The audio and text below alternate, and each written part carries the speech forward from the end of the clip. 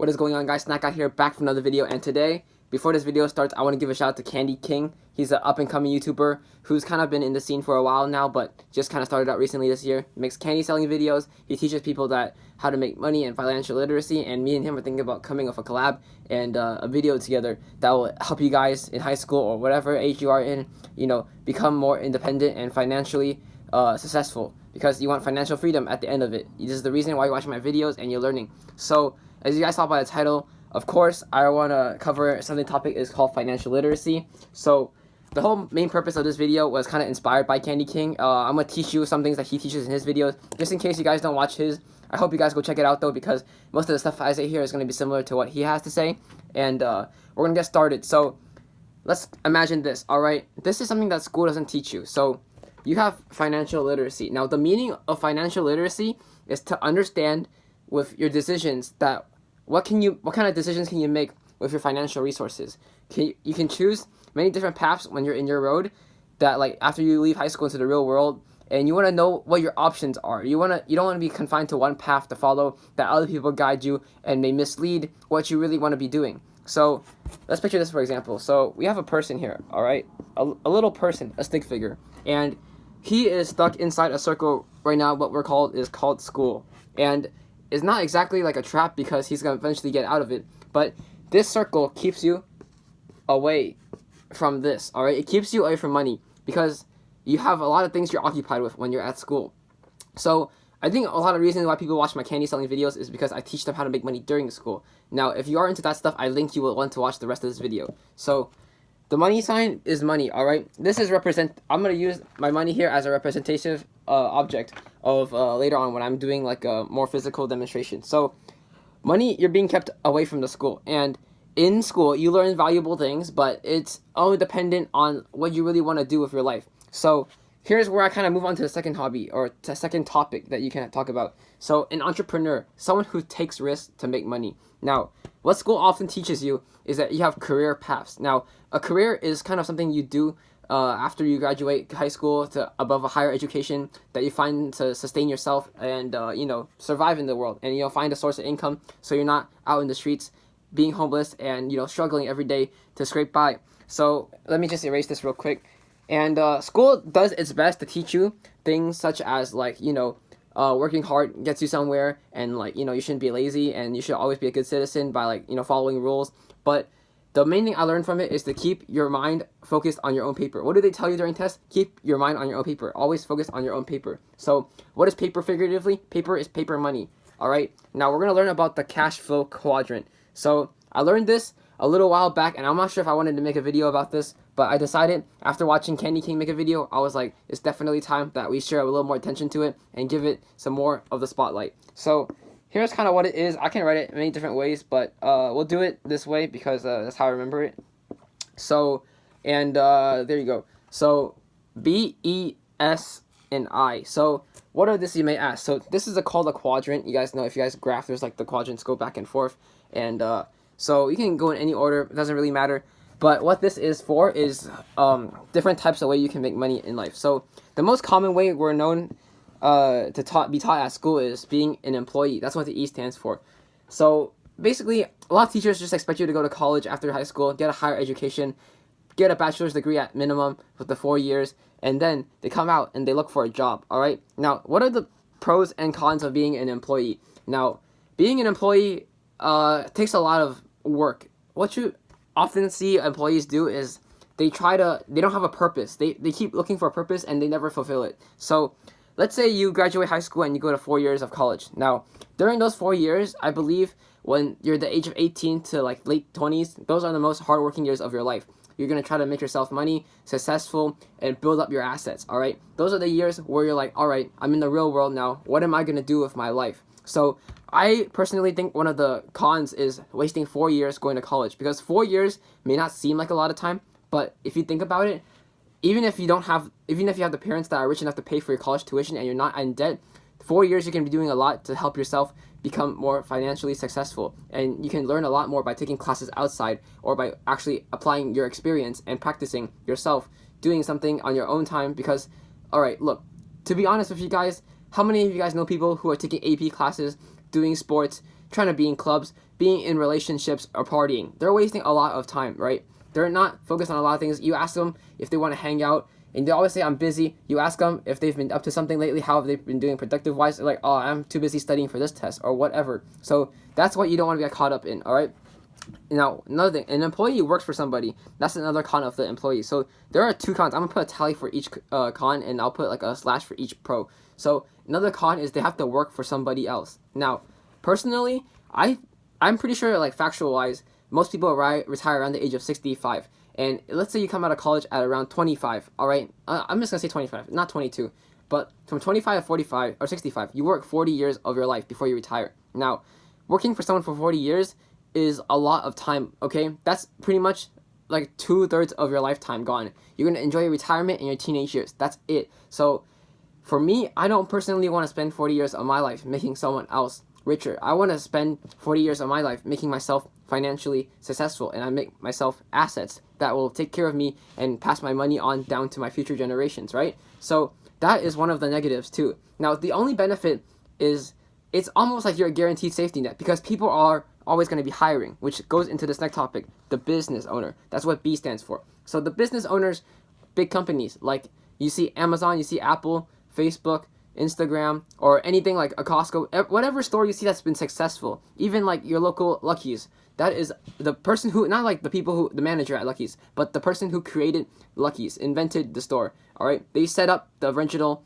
the shop. So they own the whole business. They basically have everything. They hire roles, and everybody who's below them has a separate job that they complete that all eventually contributes to giving him wealth, because when you start a business, you're taking a risk to make money, right? So the business owner sits up top. Now, how did he sit up top? Well, he didn't start out as an employee, but because of the risk he took, he was able to hire people to work for him. Now, what the benefit of being a business owner is, here's a dash for that, is he has a lot of time. Now, obviously, I told you between the ages of 18 and like late 20s, you're going to not have time. So he worked really hard during those years while everyone's in college to set up a business. Like, a lot of famous people who are successful, either dropped out of college or didn't go. So I believe Bill Gates didn't go either. And some people were living in poverty. So if you ever heard the saying, if you don't have a rich family, it starts with you. So they took the risk, and they have a lot of time now. So after they started that, they have time and money. So there's 2 cons. Now, 2 pros. Now, the only con to making a business is that it's not guaranteed to work. You need to have ideas. You need to have renovative ideas. So where that leads to is being self-employed. Now, that's what the S stands for. Being self-employed means that you have a job that you're in control of your own schedule. You have flexible hours. So an employee often could be a part-time job, but most of the time, if you want to make enough money to survive, it's a 9 to 5 job, or 35 to 40 hours a week, depending on what you're trying to do. So like if you work for a government position, if you work for like a teacher, you're a bus driver, you're a cashier, you're an office employee, whatever you're doing, you're often working many hours a day, sitting in an office or doing something physical like labor if you're being construction workers. So the difference between that self-employer. So something like this could be a stay-at-home job. You have to you have to actively be on a computer, be on some kind of device, and communicate with people to get your income, because it doesn't come from nowhere, right? You have to be either trying to sell a product, or you have to be constantly calling people. So the difference between these two, a business owner and a self-employer, it may sound similar, but a business owner and self-employer are different. The self-employer doesn't have people doing stuff for them. He has to actually physically go do the thing. He has to make the call himself. He has to go out and buy the stuff, spend the money, has to make the plans, all right? The business owner, he already has everything set up, and he has people doing everything for him. The self-employer, he's like just one person in his own business. He's not able to successfully, be able to give himself money and time. So this one, the negatives is you don't have time. But there is a positive, is that you have money without having to work for someone else. So this is a little bit of a pro and a con at the same time. And I personally believe that is better than being an employee. Now, for the last one, we have I, which is investor. In this category, an investor is basically someone who invests in something like real estate, property, stocks, or crypto, anything that will basically make him money in the meantime while he's doing or occupied with something else. So he is trying to put more money in for a chance, or like in a risk, to try to earn more money back than what he got. So he's basically taking a risk right here. It's not gambling, because if you do know your studies, it's more like just a way of people make money. So after we covered all that, you guys see that the best one is obviously to be either an investor or a business owner. So I'm going to erase that real quick, and I'm going to show you something else.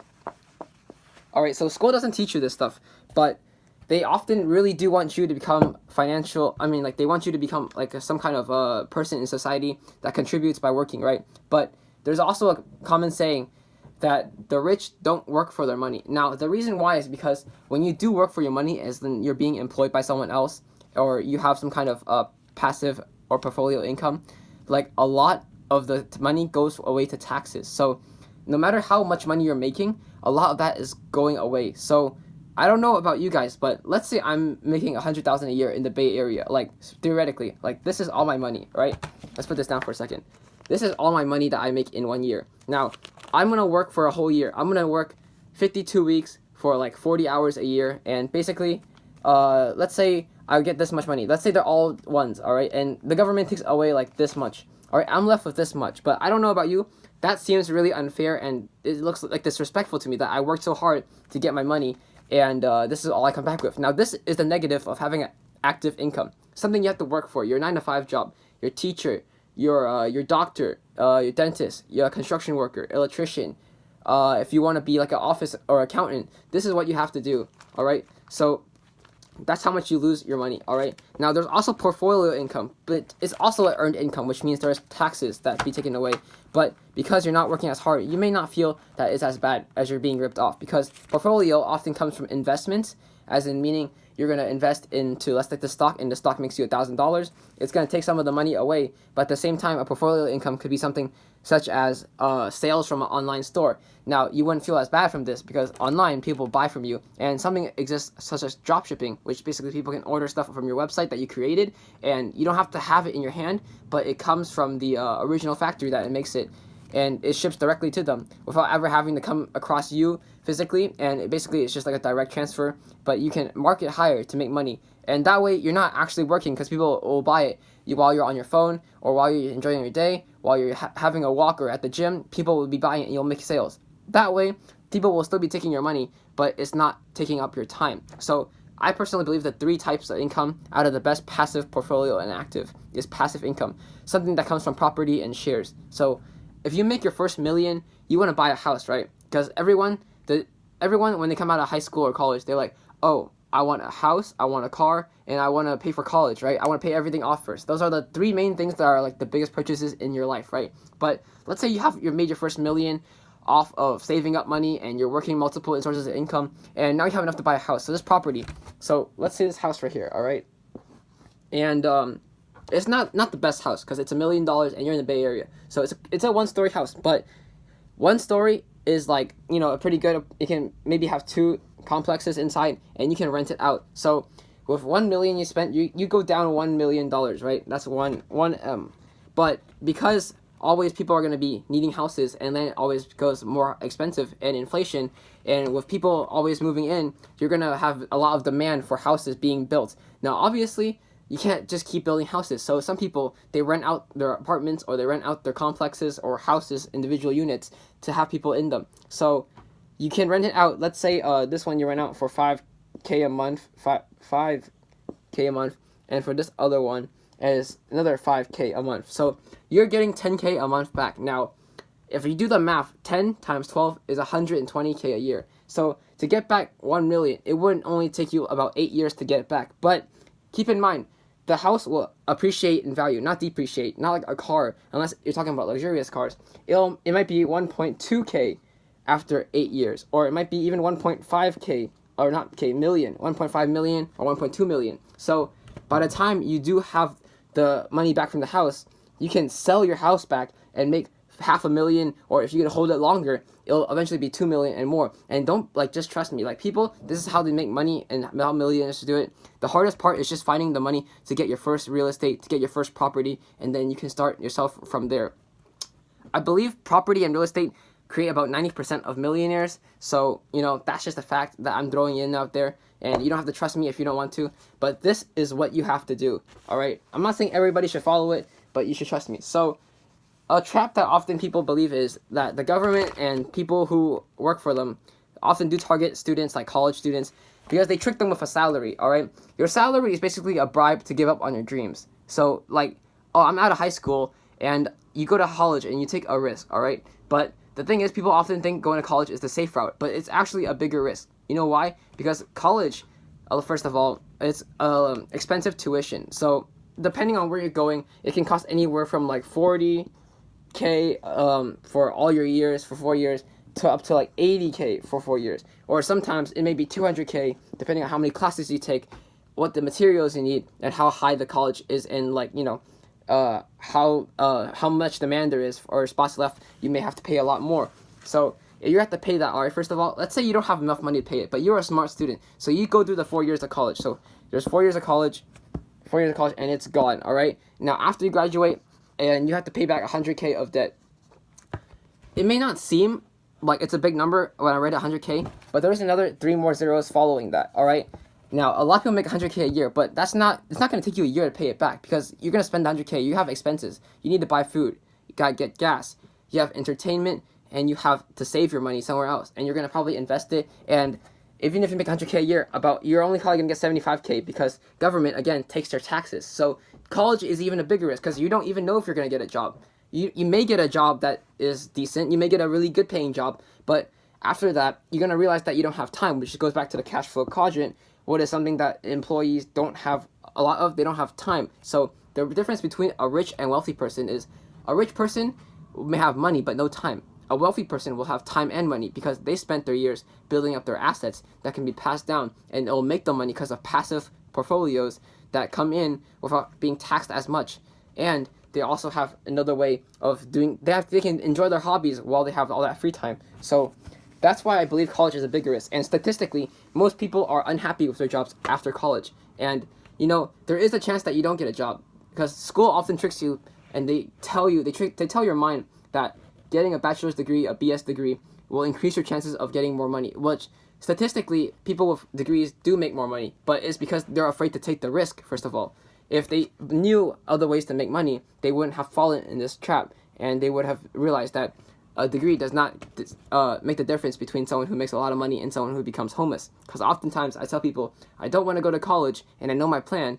They often tell me, oh, you're going to be homeless, or you're not going to make enough money. How are you going to survive? They often doubt you, they question you, but in reality, if you watch this video, you already know more than them. So I hope you guys do enjoy this video. Please give this video a big thumbs up. I hope it gets 100 views in let's say 2 hours. If it gets 100 views in 2 hours, I'll make the collab with Candy King, and we'll talk more in depth about it. But I do have a group chat on my Instagram that I'm starting up soon at Snack God. If you guys follow that, you guys can join the chat, and me and him will teach you a lot of stuff that you guys don't know yet. I'm also thinking about starting Entrepreneurship Club next year, so please stay tuned. If you guys want to, know how that goes, follow me along the process. There's a lot to talk about and cover, and I can only cover so much by being brief. And this video is already 18 minutes long. You guys know I was trying to be as brief as possible. I'll see you guys in the next one. Peace out.